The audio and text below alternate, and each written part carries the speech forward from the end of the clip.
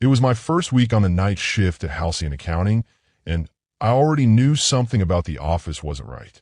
The building itself was old, brick and steel, windows that rattled in the wind, and hallways that smelled faintly of mildew and machinery oil.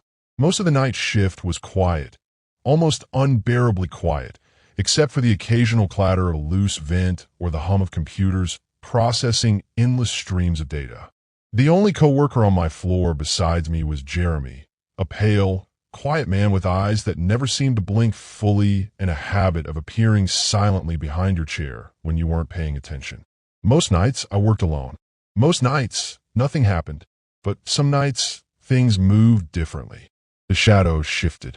The quiet became heavy. And that's when I first noticed it. Jeremy was gone from his desk. At first, I assumed he had gone for coffee, maybe a smoke. But I looked at the clock. It was 2:17 a.m. The security cameras didn't show him leaving, and the elevator logs didn't register anyone entering or exiting the building. My unease grew, and then I saw it. The reflection in the glass of his cubicle window. A man, or someone wearing his face, standing just behind me, pale and still, staring. I spun around. Empty. The air was thick, heavy, almost viscous, pressing against my chest. I felt my pulse spike. Something wasn't right. Something never had been. Minutes passed like hours. I kept glancing at Jeremy's desk. Papers were moved. A pen had rolled to the floor. The chair had turned to face the ceiling. The temperature dropped suddenly, my breath fogging in front of me. And then I heard it, a soft, deliberate tapping from the ceiling above. Not the building settling, not a vent rattling, tapping. Slow, rhythmic, almost deliberate. I froze. The tapping grew louder.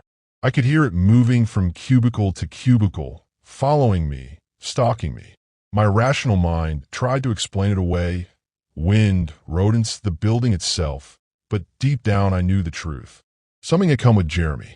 Or maybe Jeremy had never been alone to begin with. I called out. My voice echoed, swallowed by the cavernous office. Jeremy? Is that you? No response. Only the tapping. Then, from the shadows of the hallway, I caught movement. A silhouette, tall, thin, limbs unnaturally long, dragging along the floor as if it had no joints, moving silently, yet producing that unmistakable sound. I wanted to scream, but my mouth refused. And then the whispers started. Faint at first, almost imperceptible, coming from every direction. You shouldn't be here. You shouldn't be here. They grew louder, overlapping, a chorus of voices that weren't human, but all speaking in tones familiar enough to twist my stomach. I tried to leave. The elevator refused to respond. Lights flickered violently. The office doors were locked. It wasn't possible. Nothing could lock a modern office like this without power. And yet I was trapped. Trapped with something that had followed Jeremy. Something patient, ancient, hungry. And then I saw it. From the corner of my eye, the figure emerged from the shadows, its face a grotesque mask of Jeremy's features, but stretched, elongated, teeth unnaturally wide. Its movements were liquid, impossible, crawling across walls, vanishing and reappearing, always behind me. I stumbled backward, barely breathing, but it followed. And I realized it wasn't just stalking me. It knew me, knew my fears, my weaknesses, the places in my mind where I was most vulnerable. I ran toward the stairwell. My shoes echoed on the concrete, each step like a drumbeat of my impending doom. But the stairs didn't lead anywhere. They twisted, stretched, the handrails bending impossibly. Every landing I reached looked the same. The hallway, endless fluorescent lights flickering, Jeremy's figure appearing at the far end, smiling, waiting. I realized in a gut-freezing moment that the building itself had become a trap, warped around the entity.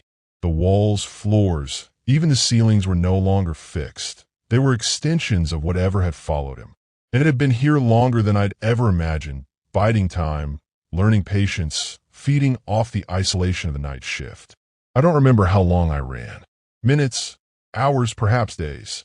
The whispering never stopped. The dragging, the scraping, the soft laughter from corners I couldn't see.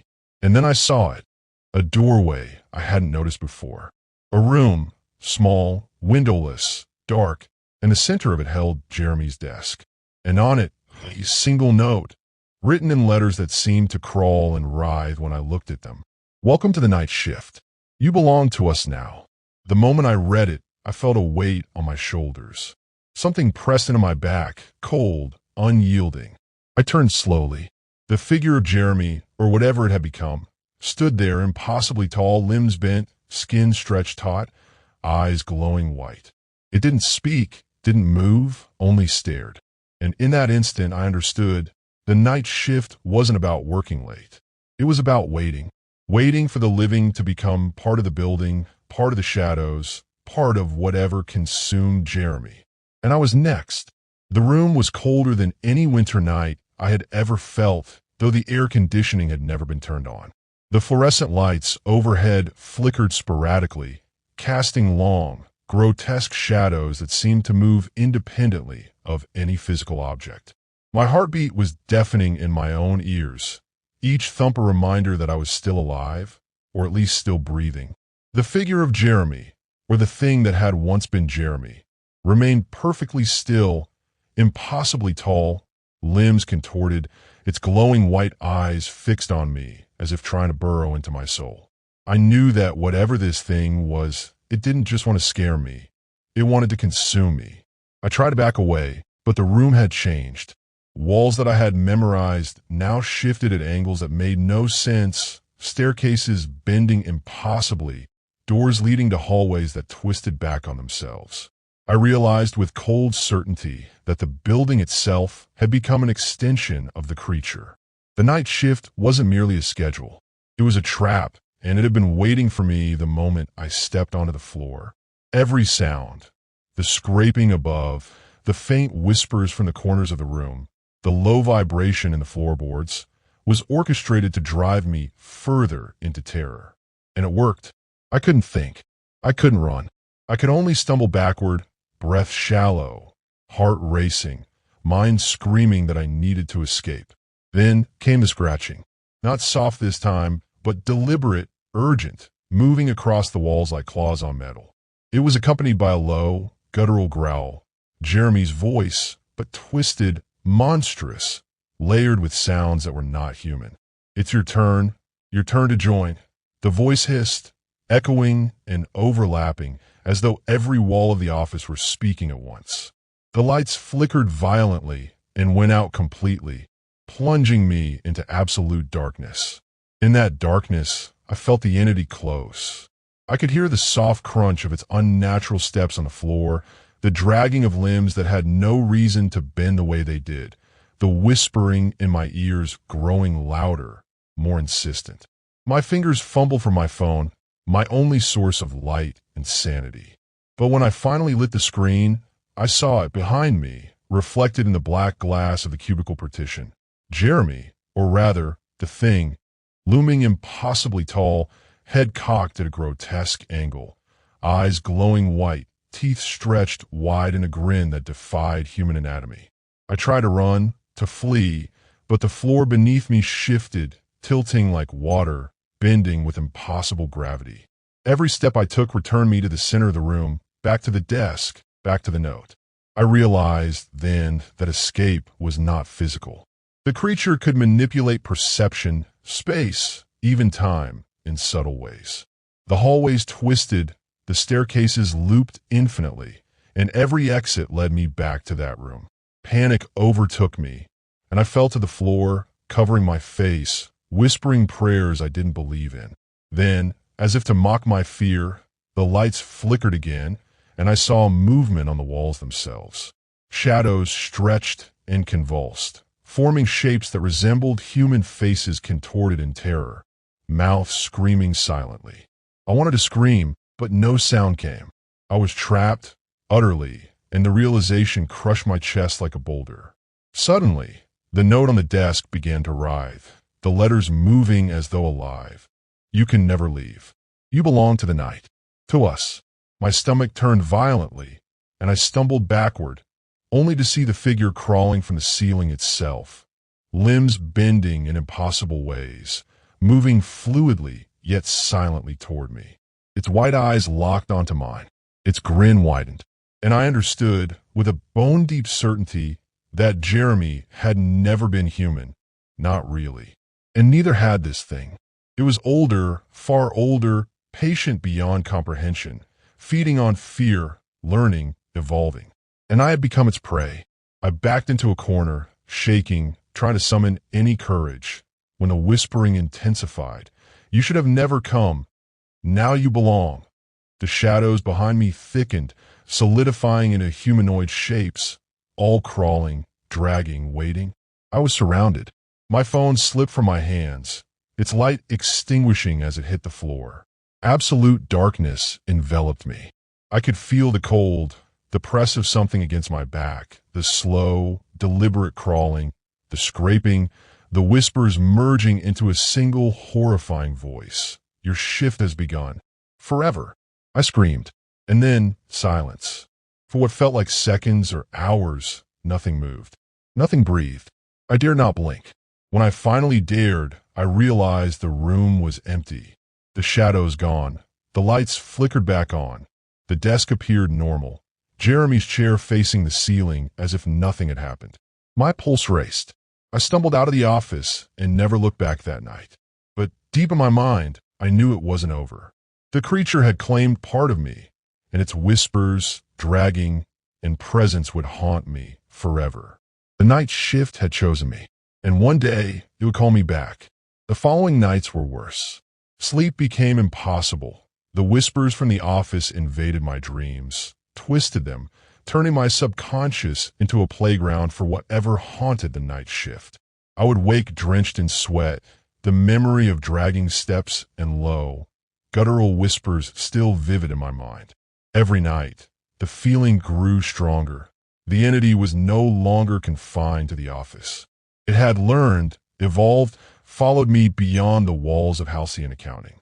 I began noticing shadows out of the corner of my eye at home, long, unnatural shapes that moved just beyond the reach of my vision. Sometimes I would glance at reflective surfaces and catch a flash of those white, unblinking eyes, the grotesque grin that had become burned into my memory. I couldn't escape it. I couldn't hide. It was patient. It was watching. One night, despite every instinct screaming at me to stay away, I returned to the office. Something compelled me, a mixture of fear, guilt, and morbid curiosity. I entered the lobby at 11:55 p.m., using my key card, the same ritual I had performed for the past week, pretending to myself that I was just retrieving a forgotten document. The elevator felt heavier than usual. As it ascended, I caught sight of the distorted reflection of the building in the polished doors. Shadowy figures moving just behind me, stretching impossibly, crawling across walls, reaching down toward my reflection. I gasped and slammed the emergency stop button. The elevator halted mid-floor, lights flickering violently. My heart raced. When I turned, the hallway was filled with long, crawling silhouettes, all heading toward me, all whispering in that same chorus. You cannot escape. You belong. I stumbled into the office, lights flickering, computers already on.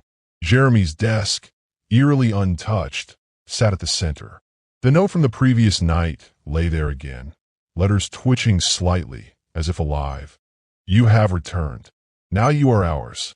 The shadows begin shifting along the walls, crawling from floorboards, ceiling tiles, and corners I hadn't noticed before. The air was thick, suffocating alive. I realized fully in that moment. This was no longer just Jeremy. The building itself, the night, even the shadows, they were all extensions of the entity, feeding off fear, shaping reality around me. And it was learning, adapting.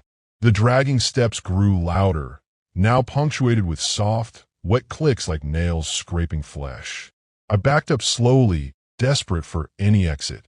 And then it appeared, a figure impossibly tall, limbs bending in ways that defied human anatomy, crawling fluidly across the ceiling. The face, Jeremy's face, stretched wide, teeth gleaming unnaturally. It whispered my name. I froze, realizing it knew everything about me. My fears, my routines, my weaknesses. It had been watching for weeks, learning, evolving. The shadows behind it thickened, forming humanoid shapes, silent, patient, stretching toward me, waiting for the moment to consume me. My phone, the only light I had, slipped from trembling hands and shattered on the floor, plunging me into total darkness. The whispers intensified, overlapping into a single, deafening chorus. You are ours. Forever. I knew then that physical escape was impossible. No doors, no stairwells, no elevators could free me. The building itself had become a living trap, and I was ensnared. My heart raced uncontrollably. I fell to the floor, curling into myself, trying to block out the omnipresent presence surrounding me. And then, from the ceiling, the figure began to descend slowly, deliberately, a soft, wet dragging sound accompanying every inch of its movement. The air grew colder, heavier, pressing against my chest, suffocating me. Its white eyes locked on mine, teeth stretched wide in that horrifying grin. I understood fully. If I succumbed now, I would be consumed entirely. My mind, my body, my very soul would belong to the night shift forever. Summoning every ounce of strength, I bolted for the stairwell. The hallway stretched impossibly, twisting and bending, making each step feel longer, more torturous. I could hear it following, whispering, dragging, always just behind me. I burst through a doorway and found myself in the storage room. Desperate, I grabbed a fire extinguisher and swung it blindly at the shadows. They recoiled slightly, but the figure advanced relentlessly, crawling across walls and ceiling, closing in. I swung again and again, breaking boxes, scattering papers, shattering glass. The whispers crescendoed into a deafening roar. You belong to us forever. Exhausted, terrified, bleeding from cuts and scrapes, I realized I couldn't outrun it. And then, finally, the lights flickered one last time, and everything stopped. Silence. Darkness. My breathing loud. I dared to open my eyes. The room was empty. The desk was normal. No shadows, no dragging sounds, no figure. I stumbled out into the lobby, trembling, collapsing against the doors, and fled into the night. But I knew it hadn't left me. The creature, whatever it had become, had found a permanent connection to me. And one day, inevitably, it would call me back. I don't know how long I wandered through that office building that night, but time had lost all meaning. Every hallway twisted impossibly. Every door led me back to the same room. The storage room, Jeremy's desk at the center, note twitching, letters alive. Your shift has begun. My chest heaved. My pulse thundered. Shadows stretched from walls and floors, converging on me like rivers of darkness. The whispers had grown into a deafening chorus, each voice layered with malice, patience, hunger. You are ours, you cannot leave, forever. I knew, in the deepest part of my mind, that this was no longer about Jeremy alone. The entity had learned, evolved, taken the very building as its vessel. The night shift was no longer a schedule. It was a predator. I backed against the wall, exhausted, terrified beyond belief, when I realized that every reflective surface, the darkened computer screens, the polished floors, even the window panes, showed not me, but the entity. Its face stretched impossibly, teeth glinting, eyes bone white, smile widening with cruel anticipation. I screamed, trying to block it from my sight, but it was everywhere. I knew then that my only chance was confrontation, somehow forcing the entity to relinquish its grip on me, or I would be consumed entirely. Grabbing a metal pipe from the storage room, I swung at the shadows, the whispers crescendoing into a near physical roar. The entity recoiled briefly, its unnatural limbs bending and twisting as it crawled along walls and ceiling, circling me, feeding off my fear. Its eyes locked on mine, drilling into my mind, probing for weakness, hunger, curiosity, panic. I swung again, shattering the glass of a window. The sound seemed to infuriate it. The shadows recoiled and then surged forward, faster, almost liquid, clawing at me, dragging me down toward the desk.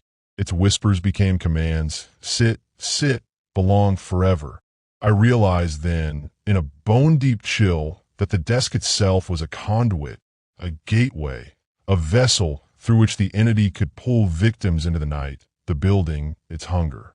I ran blindly, but the hallways bent impossibly. Doors led back to the center, floors tilted, shadows twisting, forming long, contorted limbs that reached for me. I felt cold fingers brush my skin. I stumbled, fell, and the whispers became deafening. Forever, forever, forever. I realized, in a final horrifying moment, that this entity was no longer bound by walls, by ceilings, by space. It had consumed the building and me simultaneously. I was trapped within its realm, caught between reality and nightmare. Every reflection, every shadow, every whisper now an extension of its presence. Then, a sudden flicker. A door appeared at the end of the hallway, simple, mundane, bathed in ordinary light. I ran. With every ounce of strength, I lunged through it. I tumbled out into the night, the cold air biting my skin, the moonlight blinding. I looked back. The building stood silent, empty, normal, the windows dark. No sign of Jeremy, no sign of the creature, nothing. I felt free, or at least I thought I did. But I wasn't. The next morning in my apartment, I looked into the mirror. My reflection blinked differently. My smile stretched too wide. My eyes glinted bone white in the pale light. And behind me, in the reflection, I could see the shadows stretching, crawling, whispering. Your shift is not over. Forever. I've never returned to the night shift. I've never stepped foot into an office again. But sometimes, in quiet moments, I hear the dragging on floors and ceilings, feel the whispers in my mind, notice shapes in the corner of my vision. Jeremy's presence is gone, but the entity remains, patient, evolving, feeding, waiting. And one day, perhaps soon, the night shift will call again. And when it does, it will claim me fully, as it does all who come too close. I learned too late that some workplaces are more than buildings, more than schedules. Some are gateways, some are predators, and the night shift is patient. It waits, and it will never let you leave.